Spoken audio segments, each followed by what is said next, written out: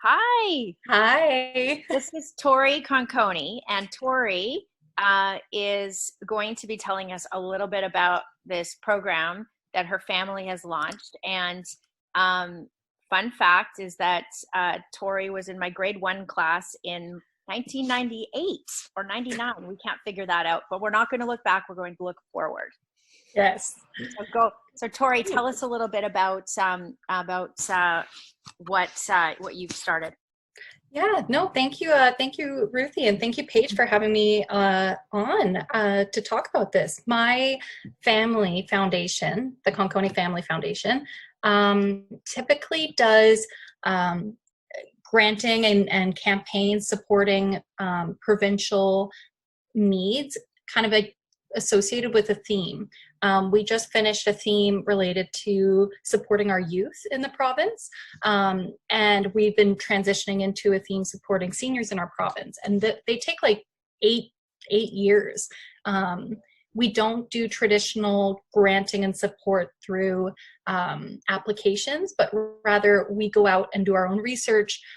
We see what's happening in the community. We engage the big players, the small players, and we try to give our support not only financially, but also set them up with similar like-minded resources for them, maybe advance the qualifications and connections that they already have, because it's not just about money to support, to really support something that you love and care about. But in this situation, we were watching the kind of scary growth of the pandemic and trying to figure out what we could do. As a foundation, you know, we don't like to act impulsively. We like to be very careful and do our research. And things have just been changing so quickly, and trying to know the best thing to support in the moment, when maybe 2 weeks from now it'll be an entirely different situation. It was a risk that we discussed and we decided we were willing to take. And our decision to partner with the VGH and UBC Hospital Foundation and the St. Paul's Hospital Foundation largely had to do with not only the impact that we thought they could have on a sheer volume of healthcare professionals and the communities they serve, not only in the Lower Mainland, but beyond. Vancouver Coastal Health stretches all the way up to the Bellas, up on the coast, and up to Pemberton in the corridor. And all of these areas need support. Do we know what that support is right now? No, it's a constantly evolving need. We know we need more PPEs. We know we need more healthcare professionals. We know we need to provide ways that our care providers can come into work safely. And that includes like childcare and transportation and housing. And these hospital foundations not only have the connections and the leverage, but the experience in supporting their healthcare workers, that we decided we were willing to, in a show of support, make this kind of not only financial contribution, but use the leverage of a matching campaign to engage our greater community that can all be a part of this. Now, your background on this, though, was you were trained in the nursing profession, and you have a friend who works at the hospital. Can you kind of draw the connections for us there between that and what you're doing? Yeah, so I was trained as a registered nurse out of high school. I was out in Montreal. I came back here, and I actually started my career at VGH in their neurosciences program. And wonderful team there. I learned so much. Still wonderful nurses that are working there right now. I then had the opportunity to take what was my dream job and go to Lionsgate. And I worked in the palliative program there and the North Shore Hospice. Again, incredible team.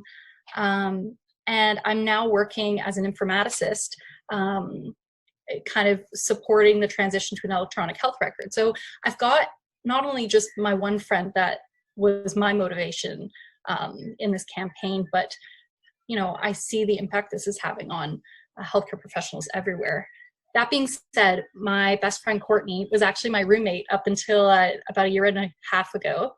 She works at BGH in the cardiology program as a floor nurse, and is someone that I admire so much. She supported me through the start of my career. She, seeing her growth as a nurse and her confidence and her ability to not only care for patients like in the thick of their acute illness, but also in getting them home and like rehabilitating them safely. She actually was talking to me about doing her critical care training right before all of this happened, and now it looks like she might end up being redeployed to critical care settings anyway. So just thinking about her and how many other nurses and healthcare professionals like her are just kind of in this realm of uncertainty right now and not really knowing how to feel going forward. They need all the support that they can get from not only their institution, but our community. And so when you reached out to the foundations, what was I'm sure they were super appreciative and grateful. What was their first thing that they said was a number one priority? Mm-hmm. So we're fortunate enough in our family foundation to have a wonderful director, Sonia. And less than a month ago now, we were talking about engaging the different health authorities and the foundations. We already were lucky enough to have worked with the St. Paul's Hospital Foundation with respect to Foundry, the youth clinics across BC. But when we reached out to them, many foundations and many organizations that could support healthcare workers were still just waiting for the government to make decisions and weren't really quite sure. And both VGH and UBC and St. Paul's Hospital were prepared with their COVID-19 response funds, not only to support healthcare workers, but also research. And so they were very supportive in getting this off the ground as quickly as possible. That being said, it's been a very unconventional campaign, I think, for all of us. I don't know if I'm sure you both see the news, but you don't see any media pickup about this at all. No. I think some AM radio stations have talked about it a little bit, but I think most of our traction has been gleaned through social media. Again, some of my nurse contacts have been sharing posts on Facebook and Instagram, which has been great. And really just, through very organic connections. But yeah, I think even for them, this is a different kind of experience. So what would you tell the people that are watching this? How could they support it? If you are able to financially support either of these foundations and the healthcare professionals are hoping to support in the weeks and months to come, you are welcome to visit conconi.org, our website, and there are donate buttons right there to both St. Paul's Foundation and the VGH and UBC Hospital Foundation. Whoever you choose to support, there's no judgment, no harm done.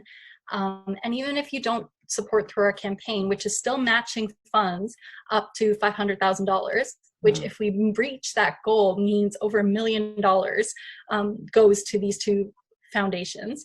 Even if you don't support that, please consider supporting the causes that you love and care about.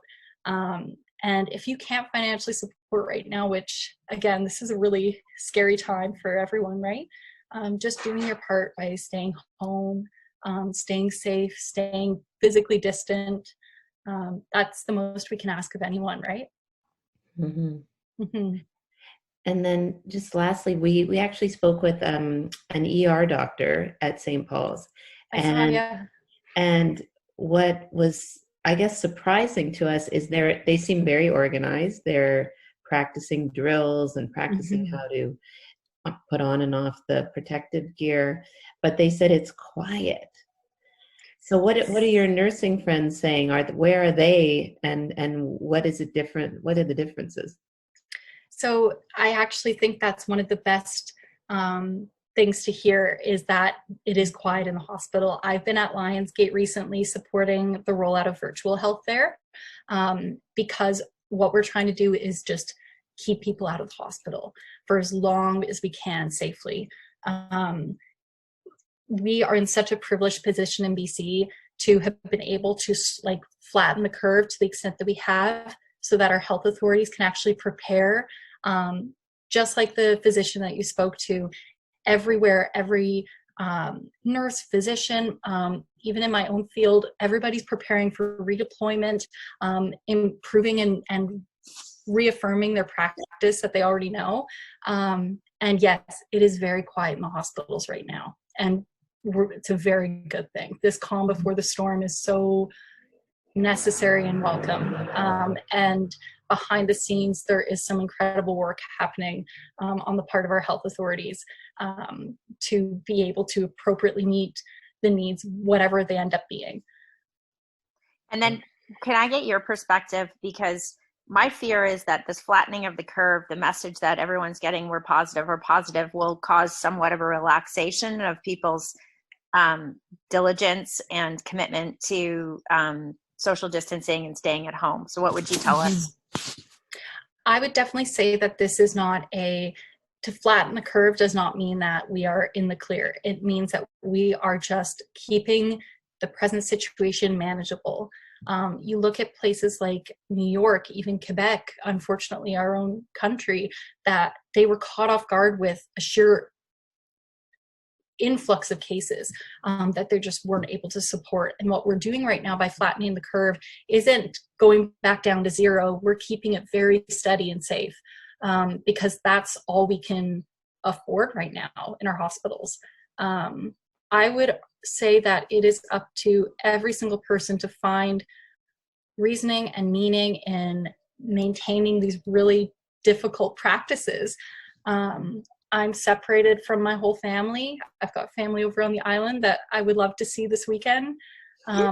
We've got family out in some rural communities out by Hope that we would love to go see, but we're staying home, we're staying separated, and we're keeping each other safe. And really, I think that's the hardest thing is people just don't feel that their actions have an impact on others.